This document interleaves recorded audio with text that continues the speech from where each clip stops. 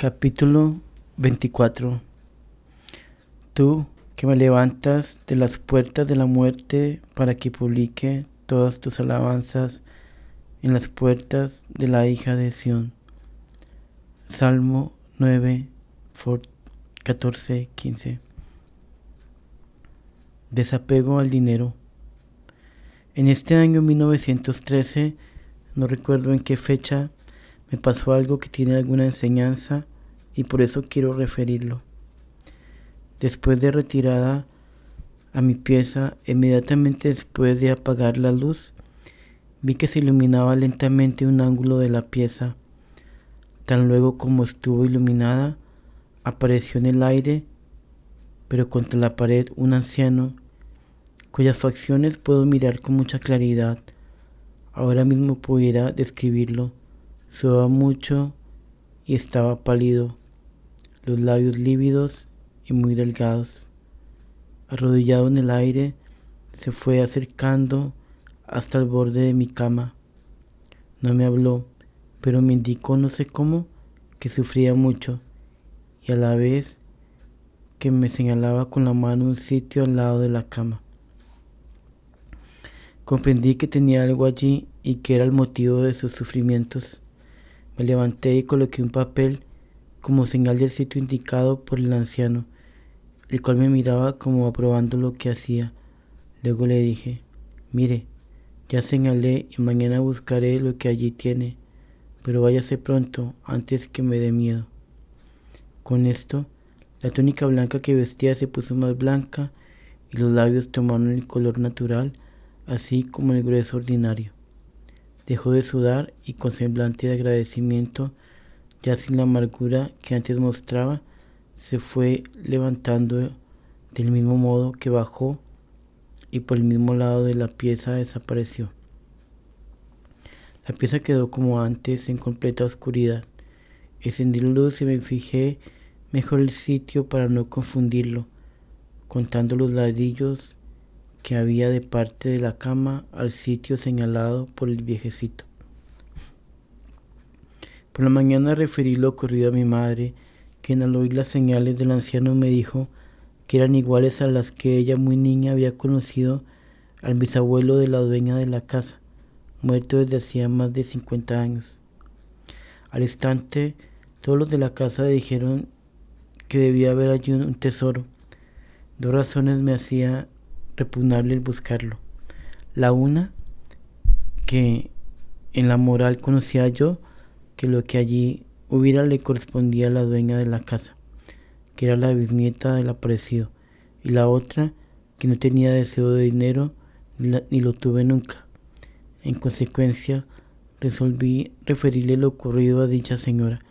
Ella, después de reconocer en la pintura o descripción que le hice del anciano a su bisabuelo, envió un pariente para que hiciera la excavación necesaria.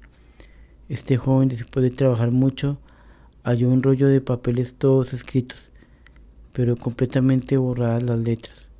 Se comprende que eran documentos o escrituras importantes porque estaban en papel sellado, pero como nada podía leerse, para nada sirvieron. No hago comentarios de esto, sencillamente refiero lo que vi porque nada entiendo de estas cosas de los muertos. Sí, como parece, el pobre viejecito descansó con esto. Lo celebro y bendigo a Dios porque me eligió para esa obra de caridad. Sí, como no se encontró nada de valor terreno, si hubiera hallado un tesoro, me hubiera dado lo mismo, me basta la obra de caridad. Me ha dado Dios tal desprecio del dinero que no es esta la única vez que pude mostrar con la práctica este desprecio y hasta horror. No recuerdo si referí antes lo que me ocurrió con una señora que, en su negocio de comercio, quiso hacerme rica y por no serlo, no le acepté la propuesta. Esta señora, al oír la negativa, lamentó mi majadería, pues así llama al mundo el desprecio de los bienes terrenos, y llamó a la otra amiga, la cual, aprovechando la oportunidad, se ha hecho millonaria. Hoy bendigo a Dios como entonces por haberme librado de los millones.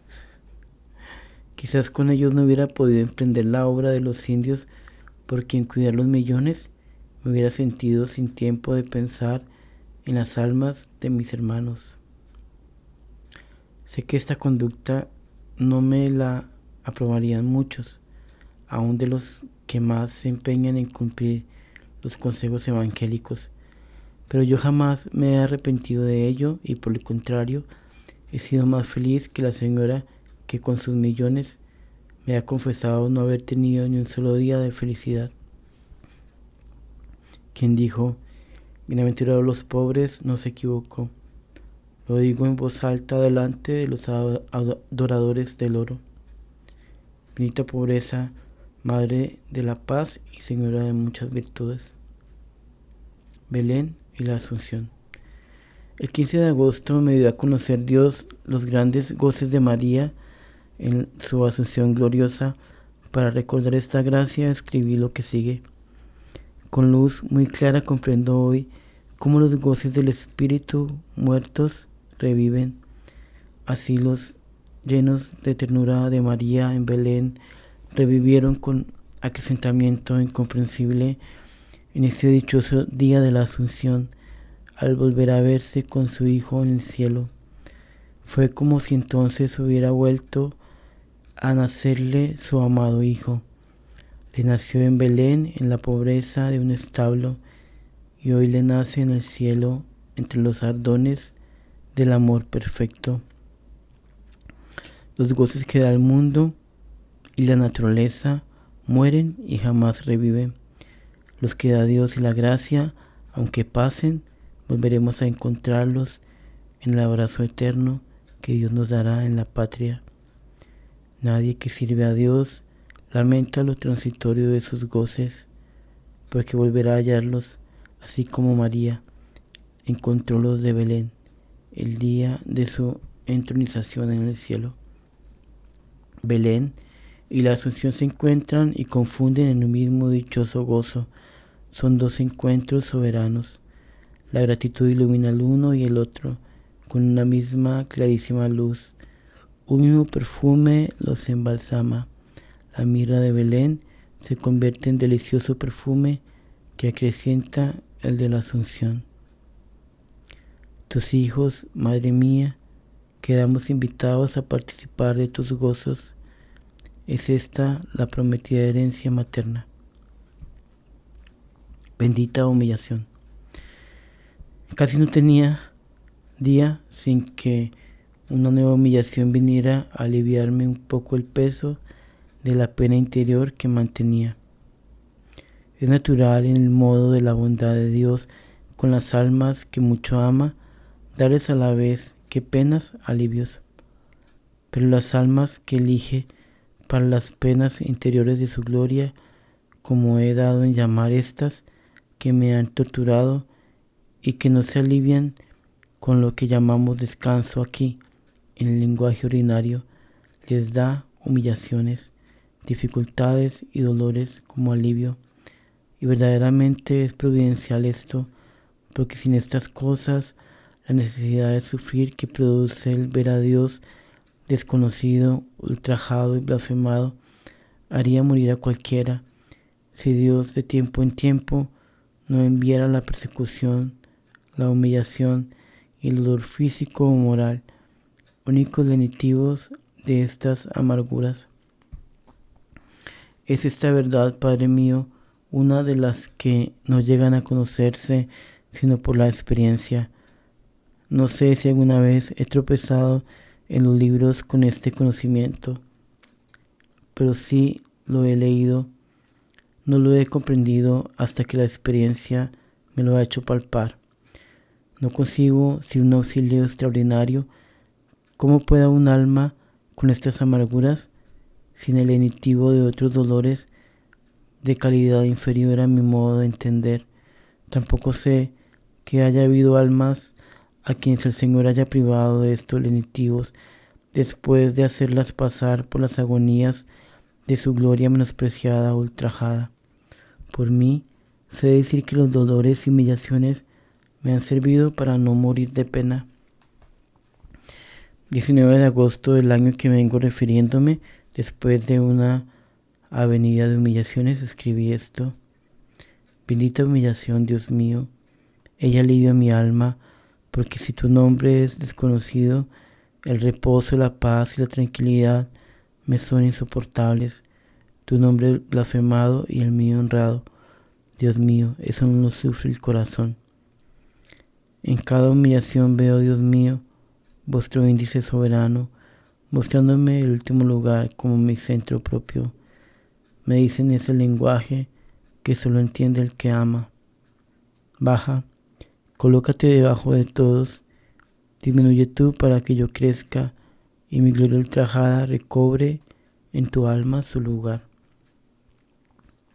Gozosa, pues bajaré y me colocaré en el último lugar que me corresponde por todos los títulos de mi miseria.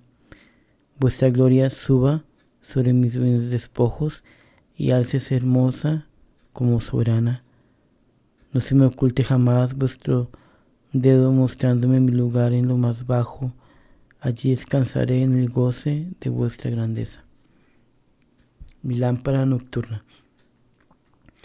Tenía la costumbre antes de dormirme de entrar espiritualmente al sagrario y besar las sagradas formas, pero sentía cierta envidia por cuanto rodea al santo copón. Por eso escribí una noche: Dios mío sacramentado, ¿cómo serán oscuras a estas horas las sombras que rodean el santo copón?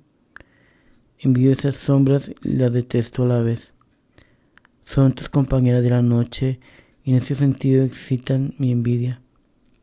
Son imágenes de la negra ingratitud de los hombres y por eso las detesto.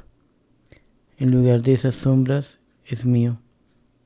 Sí, mío porque soy hija y debo acompañar a mi padre en su prisión.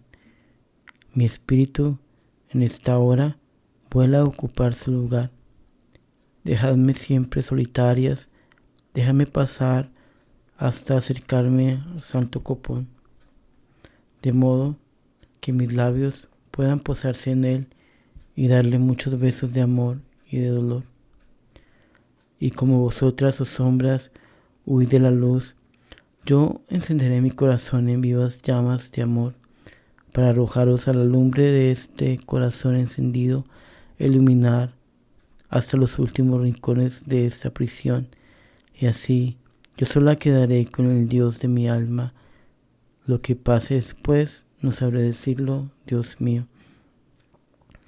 Como testimonio de mi presencia nocturna dentro del sagrario, dejaré de hoy en adelante una lamparita que arderá durante la noche delante de ti, oh mi Dios sacramentado. Ella en su mudo lenguaje te dirá que protesto contra la ingratitud de los hombres y el olvido en que se os deja en las largas horas de la noche. Desde aquel día cumple mi propósito. Llevaba al anochecer la lámpara, ofrecía el altar sin dejar noche ninguna hasta que salí para la misión. Pobre en deseos. Muchos años hacía que trabajaba por simplificar mis deseos, pero una nueva luz me hizo conocer que había en el alma todavía algunos que debía dejar. Después de esta luz escribí: comprendo hoy mejor que nunca que la nada debe ser pobrecita en deseos. Así lo escuché en la Sagrada Comunión.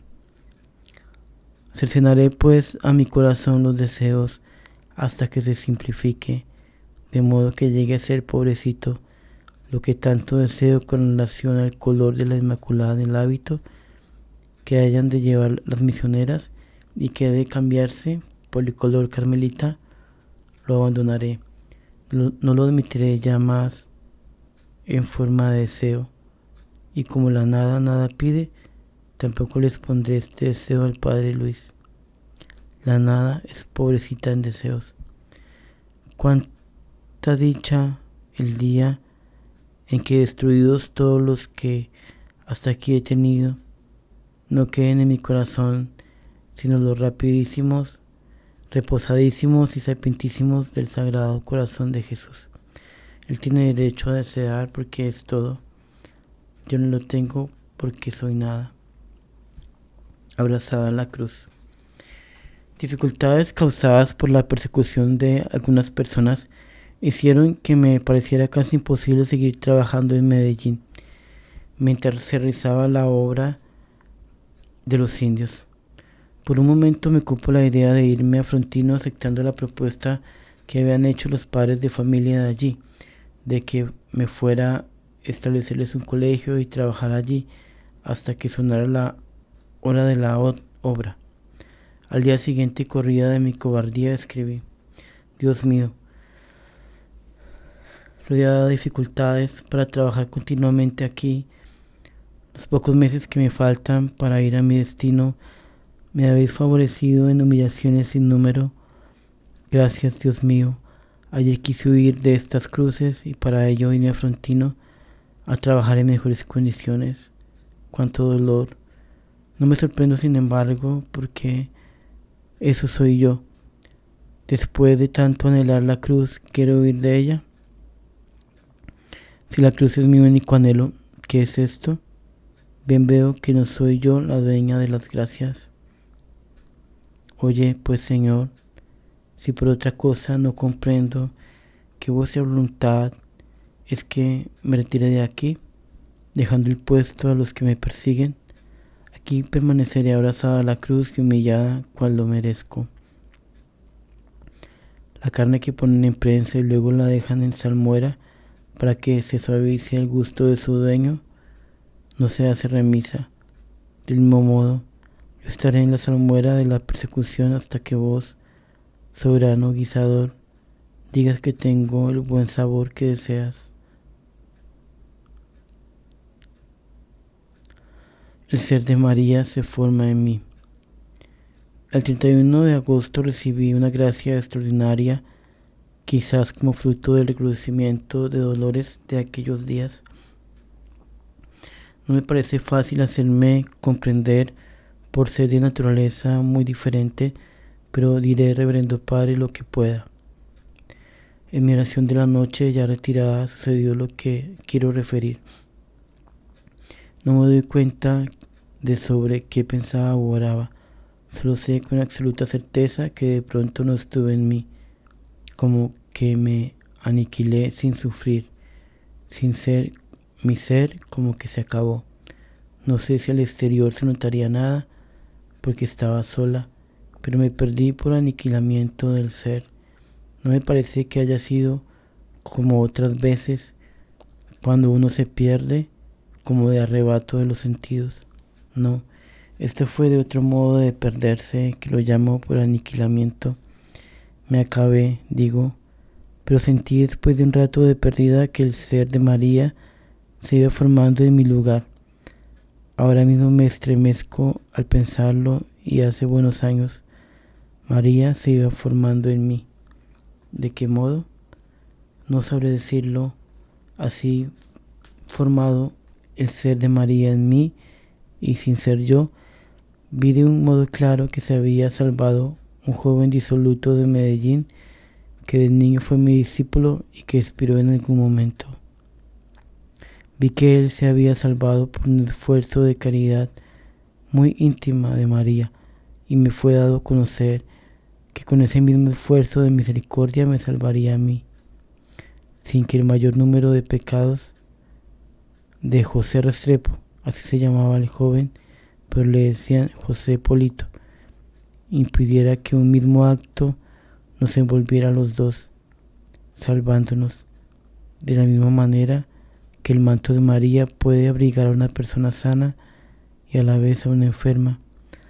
Parece que en medio de todo comprendí que el contraste entre José y yo indica uno de los caracteres de la misericordia de la Santísima Virgen al salvarnos con un mismo acto. Esos conocimientos quedaron tan grabados en mi alma que no bastaran siglos para borrarlos. Poco a poco fui sintiéndome y desapareciendo el ser de María, dejándome como envuelta en una presencia de María que jamás había sentido. Pero no era ya la como ocupación del ser que había tenido, sino una presencia muy regalada y tierna, sin lágrimas y sin ninguna manifestación exterior. En esta vez creo que estuve levantada del suelo como 2 varas, pero no puedo asegurarlo porque estaba sola y puedo equivocarme, pero me sentí o lo advertí al volver. El sentimiento de gratitud más completo inundó mi alma toda aquella noche. Al día siguiente, al oír en la catedral del Ángelus, observé que tocaban a muerto y pensé en José Restrepo, de quien sabía que estaba enfermo, pero no como para morir. Poco más tarde vi los carteles que anunciaban su entierro y supe que había expirado a las 9:30 de la noche, precisamente la hora de mi perdimiento. No advertí que debía consultar eso pronto porque es como la característica de estas cosas, el no sentir que son raras, ni dejan ansiedad ni duda. Le pasan a uno estas cosas y se queda como si fuera lo común de todos los días y lo más natural del mundo. Por eso no lo consulté sino después de varios meses, pero sí me enteré de que José se había enfermado a fuerza de depravación de costumbres y que había muerto medio podrido, que se había confesado y recibido los otros sacramentos, estando en el estado de humillación y el dolor más espantoso. Lo supe por el mismo sacerdote que lo administró. Fue joven, que a los 15 años era ya el escándalo de la ciudad. Dios mío, cuánta misericordia haberse salvado, y con el mismo esfuerzo de caridad que a mí me envolvía. Delante de Dios quizás seré más culpable que José, qué sé yo. Aquí se ve cómo no debemos despreciar a los pobres pecadores por grandes que sean sus crímenes. Dios mío, mientras estemos vivos podemos salvarnos aunque estemos en el último abismo de maldad. Pero al contrario, ¿cuántos corazones hay que odian a los pobrecitos pecadores? Con razón decía San Francisco de Sales, bien pronto no quedaremos sino Dios y yo para amar a los pecadores. Cuánto interesan los pecadores a la gloria de Dios. Por eso debemos amarlos y no despreciarlos. Esto he querido inculcar siempre a mis hijas, porque desde aquel día me siento muy compañera de los pecadores, pues me vi envuelta en un mismo acto salvador con uno de los más aventajados que he conocido. Para esa soberana caridad de María, ¿qué diferencia hay entre el perdón que tiene que otorgarme a mí y el que debía darle al pobre José? Ninguna. Si él se arrepintió, ya está todo hecho. La cantidad de pecados no se ve. Es solo el arrepentimiento lo que esa caridad mira. Cuando consulté sobre esto, me dijo el director que podía darle crédito a lo conocido y sentido y que fuera muy agradecida. Más tarde, otro sacerdote, estudiando el punto, me dijo que esas revelaciones debían tomarse como condicionales y que así debía ser esa de mi salvación. Jamás he pensado en esto para alegrarme ni para detenerme en la vida empezada, porque aunque quedé muy convencida de ello, ese conocimiento vino después de que he tenido esos dolores que llamo de la gloria de Dios, y ya de ese dolor nada me saca.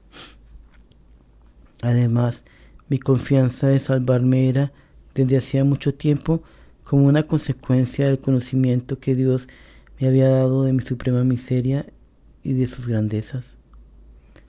Puede decirse que desde entonces me dediqué solo a sufrir y trabajar por la gloria de Dios, dejándome ya de lo de mi salvación, porque corría de cuenta de Dios y bien sé cuán buen encargo es Él. Por eso, lo que realza el valor de la gracia a que vengo refiriéndome es el contraste entre José y yo y la gran cruz, gran luz que éste proyecta para dar confianza y esperanza a los pobrecitos pecadores y a los que se afanan por salvarlos. Además, esta gracia me trajo un número de amor a mi Madre María, cual nunca lo esperaba tener. No obstante, dista mucho mi amor de ser el que debe ser. Leyendo en el profeta Isaías. Leyendo en el profeta Isaías, encontré un verso que me llenó de la más dulce esperanza. Es este: en aquel día el Señor de los ejércitos será coronado de gloria y guirnalda de regocijo para las reliquias de su pueblo. No sé bien por qué fui sobrecogida por una conmoción grande y lloré de ternura. Para mí, las reliquias de su pueblo eran las almas sencillas de las selvas, restos apenas de los numerosos pueblos a quienes llamó a la fe, con el descubrimiento de América y que aún no lo han recibido. Entre los crueles, entre los cuales hay muchos capaces de amarlo con todas sus fuerzas, sentí que Jesucristo sería coronado de ellos y me aseguré, no lo entiendo por qué, de que nuestros esfuerzos en las selvas no serían inútiles. Después, reverendo Padre, he visto que de verdad hay en las selvas almas sencillas, hechas de un modo especial para el amor de Dios. Por eso, las conversiones conseguidas entre los indios no me sorprendieron. Por eso yo les aseguraba a los que me decían que los indios eran irreductibles, que en esta vez no pasaría lo mismo que en otras ocasiones o intentos de evangelización. Imposible dudar del éxito de la empresa después de sentir lo que sentí al leer este versículo. Otro día, leyendo en el mismo profeta, encontré este verso: He aquí que yo pondré en los cimientos de la nueva Sion una piedra angular, preciosa y asentada sobre el solidísimo fundamento. Isaías 28:16. Tan luego como leí esto me bañé en lágrimas y no pude continuar la lectura. ¿Qué sentí? No lo supe, pero me quedó una tranquilidad grande y como seguridad de la estabilidad de la obra que se iba a emprender. Permítame, Padre, que le diga, aunque me parece un poco de atrevimiento, lo que después del éxito de la obra he pensado. Creo que la nueva Sion es la congregación y que la piedra preciosa angular es el espíritu de celo que la anima y que parece raro a muchos. No se me oculta que este verso lo aplican los sabios a la iglesia, pero mi conmoción y el espíritu que me dejó me ha movido a pensar que puede aplicarse como queda dicho, ya que la Sagrada Escritura lo contiene todo y se refiere a todas las obras de Dios. De todos modos, llena de respeto, cerré el libro para gustar de lo que sentía y que bien lo veía yo, que se refería a algo que me venía muy directamente. Si la iglesia no permite dar estas interpretaciones, creo que por lo menos esto me sirvió para colmo de mi esperanza. En la otra lectura me hirió profundamente ese otro verso de Isaías: el trigo será trillado, mas no lo estará trillando siempre el que trilla, ni siempre la rueda del carro lo estará oprimiendo y hollándolo las pezuñas de las bestias. Conocí de un modo muy claro las persecuciones que la obra iba a tener, de parte de los buenos, de parte de los malos y del demonio, o sea, de las bestias. Desde ese día, mis noches fueron una agonía. Me despertaba el peso de una pena horrible, como si ya estuviéramos pasando todas las persecuciones y peligros, y con todo el séquito de responsabilidades que llevan consigo, pero que tenía que pasar la obra en todos los tiempos. Pasaba largas horas como soportando los rigores de la intemperie y comprendía que eran las que las misioneras habían de pasar, como si la bóveda del cielo me cayera encima. Sufría con la opresión de los desalientos, cansancios, peligros físicos y morales, tentaciones, calumnias y dificultades de todo género que debían de pasar las misioneras de todos los tiempos en la obra. De pronto sentía como luchar con horribles borrascas de ríos y de mares que amenazaban tragarse a las misioneras. Sentía las fugas de ellas las defecciones dolorosas de las cuales sacaba partido el demonio y mil cosas más que con especificación de sitios se me presentaban, no a la imaginación, sino como presentes en lo íntimo de mi alma. La corriente de las opiniones diversas, las angustias de muertes trágicas, cosas en fin que no es posible expresar y que torturarían a las que siguieran el apostolado de las misiones. Todo se agolpaba en mi alma con aparato desesperante. Estas penas me bañaban en un sudor frío, me producían convulsiones horribles y acababan con mis fuerzas, sin consuelo de ninguna clase. Naturalmente, el día siguiente estuve como pasada por una rueda, sin fuerzas y tan pálida que mi madre entraba en cuidado por mi salud.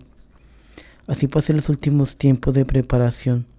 Miedo, terror, pánico, tristezas, tedio, cansancio, todo me agobiaba, pero continuaba trabajando por la obra como si nada sintiera. Las gentes me preguntaban si no me infundía miedo una empresa tan desusada y tan peligrosa. Les contestaba que no, porque lo que sentía no era el temor natural que las gentes suponían. El escándalo de muchos era lo único que me fatigaba naturalmente, todo lo demás era sobrenaturalmente. En el mismo profeta Isaías leí esto, que fue mi consuelo, sin quitarme mis penas nocturnas. El tabernáculo servirá de sombra contra el calor del día y de seguridad y refugio contra el torbellino y la lluvia. Isaías 4, 5, 6. Entonces, como temerosa por mi abatimiento de las noches, le dije a Dios: Dios mío, los que están abrasados por el calor del día, es decir, por el cansancio y las luchas, buscan las sombras del tabernáculo, pero los que como yo no salen abrasados por el calor de las luchas, pero que no salen de ellas, ¿qué harán? Esperaré confiada que el Señor del tabernáculo me traiga las amadas sombras y me refresque con el suave aliento de su misericordia. Comprendo que he sido cobarde en el luchar de mis noches, por lo cual he podido decir que ha quedado en el campo. Espero así tendida en él a que Dios traiga su refrescante lluvia de paz para cubrirme en el mismo campo de mi derrota. Aunque esté muy culpada, esperaré en ti, Dios mío. Este acto de abandono me daba fuerzas para la noche siguiente y así aumentaba mi valor.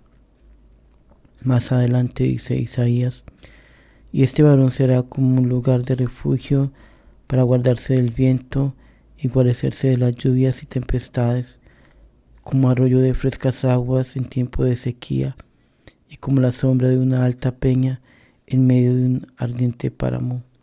Isaías 32, 2. Dios mío, cuando mis pobres compañeras en la misión a que las llamáis estén rendidas por la tribulación, despedazadas por el viento de la persecución, exhaustas por la sed o abrazadas por los ardores del dolor, muéstrales a Jesús como soberano refugio, como baluarte y defensa, como agua refrigerante, como sombra que les devuelve la paz. Con esta oración sentí gran confianza de que no les faltaría a las misioneras fieles el socorro necesario para soportarlo todo por la gloria de Dios. Años después he observado lo que en aquellos días de mis dolores y angustias nocturnas no alcancé a columbrar, que esas agonías eran como una paga anticipada que Dios me pedía por la fuerza que les daría a las misioneras, como que en esas agonías y amarguras me obligaba a Dios a comprar el voto del valor del futuro. En los versículos de Isaías, los medios de darme valor para hacer la compra. ¿Será atrevimiento comparar esto, Padre mío, a la agonía de Getsemaní? No podía apartarme de Isaías. Más tarde volví a tomarlo y me alentó el verso que dice: Yo soy el Señor, ese es mi nombre, la gloria mía, no la cederé a otro, ni el honor mío a los vanos simulacros de los ídolos. Isaías 42:28. La gloria que ha de resultar de la obra de los indios es como la que se desprende de todas vuestras obras. Dios mío, vuestra y solo vuestra. No permitáis que yo, mísero instrumento, me arrogue ni lo más mínimo de ella. Señor, ese es su nombre, Señor dueño de toda la gloria y bendición. Criatura miserable y pecadora, ese es mi nombre, la creadora de toda ignominia. Temía un día que una vez en la misión me olvidara del espíritu que debe animar el apostolado, y en mi temor abrí de nuevo Isaías y leí: no temas, pues yo te redimí, te llamé por tu nombre, tú eres toda mía. Sentí tal seguridad que inmediatamente me calmé. Te llamé por tu nombre. ¿Cuál es a tus ojos, Dios mío, mi nombre?